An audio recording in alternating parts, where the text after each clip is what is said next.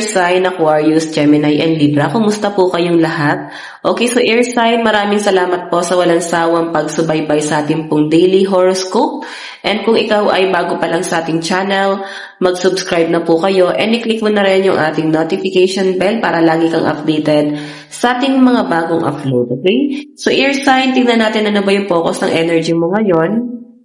Okay, focus po ng energy ni air sign, Aquarius, Gemini, Libra. Okay, air sign, Aquarius, Gemini, Libra. Focus po ng energy ni Spirit Guide. Meron po tayong, wow, air sign. So, maaaring unti-unti nang natutupad ang mga pangarap ng mga air sign. Masayang pamilya, buong pamilya, sama-sama, and siguro yung relationship mo sa family mo guys is mas nagiging maganda na rin. Okay, so parang mas napifeel mo ngayon air sign na isa ka ng buong tao. Pwede kasi guys na noon parang ang dami-daming problema, ang dami nyo guys kinoconsider, parang curious ka sa isang bagay kung normal bang nangyayari yon, kung tama lang bang nangyayari yon. Ganun yung pinapakita sa akin. Pero ngayon kasi guys, ayun no, happy marriage, happily ever after, emotional contentment, a loving relationship with your children, raising children wisely and successfully, people you can trust. So, pwedeng ito ha, baka babawi ka rin sa mga anak mo. Yung pinapakita sa akin. Like, gusto mo guys na maging maayos ang relationship mo sa mga anak mo. Kung may anak ka, pwede din naman guys na may mga tinuturing kang mga anak kahit hindi nyo naman sila guys kadugo. Tinuturing nyo na sila guys na kapamilya. So, parang nagiging maganda at yung mga pinagdarasal mo guys is nagiging maayos na, no? Okay, unti-unti na guys na binibigay sa inyo ni universe. Tignan po natin. Tignan natin, air sign, Aquarius, Gemini, Libra.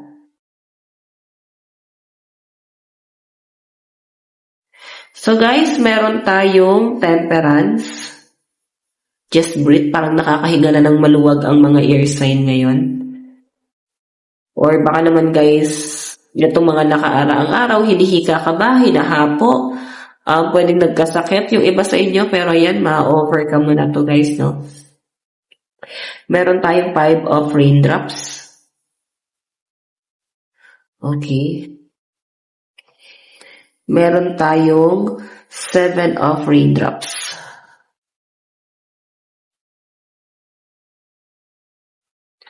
Meron tayong practically Oracle of Gems.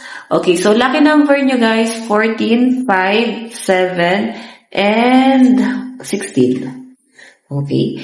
So, ito guys, temperance, ito nga sabi ko sa inyo, unti-unti ka na makakahinga, pwede nagkasakit ka kasi nitong mga nakaraan and sa pinapakita sa akin guys, kahit pa paano, nagiging okay na yung pakiramdam mo. Or pwede naman guys na matinding dagok yung nangyari sa inyo, lalo sa family. So, ang pinapakita sa akin dito, air sign, pwedeng nagiging maayos na yung relationship mo sa family mo. Yun yung mas pinapakita sa akin. Kumbaga, unti-unti nyo na guys, nakukuha yung dream mo para sa pamilya mo. So, focus ka lang talaga sa family guys. Yun yung pinapakita sa akin dito. And, parang may nagpaplano rito guys, ng kasal, no? Ayan, napag-uusapan ba to or pwedeng naiisip nyo ngayon? So, ito naman guys, 5 of raindrops, loss. Minawala lang talaga dito, no? Kaya parang nalulungkot ka kasi pwedeng minawala sa inyo. 7 of raindrops, option. Isa siguro guys sa mga option mo or pwede mga option mo nun is parang dati or pwede ngayon, nandun ka na sa point, nasa dulo ka na ng hangganan mo. Pero parang naliligaw ka eh. Saan ka na papunta? Sino na yung kakampi mo? Sino na tutulong sa inyo? So ito guys, practically, so parang mas naging madiskarte ka. Okay, dahil nga nafe-feel mo na parang naliligaw ka, nafe-feel mo na parang nag-iisa ka. So, may mga side hustle yung pinapakita sa akin. Like, sa mga resources, no, mas inaano mo rin guys, nagkakaroon ka ng expansion. Pwede may nag-guide sa inyo pagdating sa inyong source of income. Okay, so marami kang pangarap para sa family mo, air sign. Tingnan pa natin guys. Okay. Meron po tayong the lovers. Okay. Meron tayong Ace of Wands.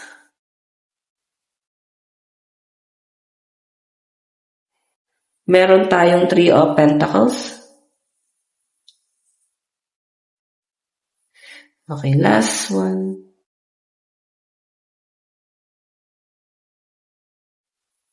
Meron tayong Queen of Cups. Okay. So guys, itong the lovers, just breathe. Ano ba to? Parang nape-pressure ka sa karelasyon mo ngayon. Okay, pero nakikita ko naman guys na ginaguide ka ng person mo. Yun nga lang guys, nape-pressure ka. Parang ibang level na talaga itong relasyon nyo na to. Hindi na siya guys, kagaya ng dati na parang napaka-immature, hindi nakapokus sa pera. Like, puro selos, duda, yun yung pinapakita sa akin. Pero sa ngayon kasi guys, nandun na kayo sa point na to the highest level na talaga guys. Kakaibang level na ng relationship yung meron kayo guys. Okay, kaya nga nape-pressure ka kasi kahit pantayan, parang hindi mo mapantayan or kahit pantayan, hindi ka mapantayan ni person. So, kung sino man dito guys, no? Sa relationship naman kasi guys, bigayan naman yan, no? So, wala dapat nape-pressure dito. Kung anong meron si person, dapat meron ka rin. Kung anong meron si person, meron ka rin.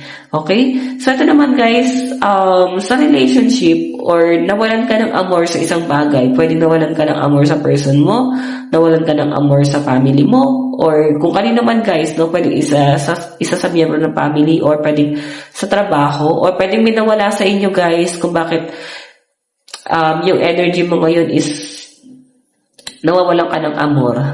Nawawalan ka ng gana sa taong yun. Nawawalan ka ng gana sa bagay na yun or sa trabaho na yun.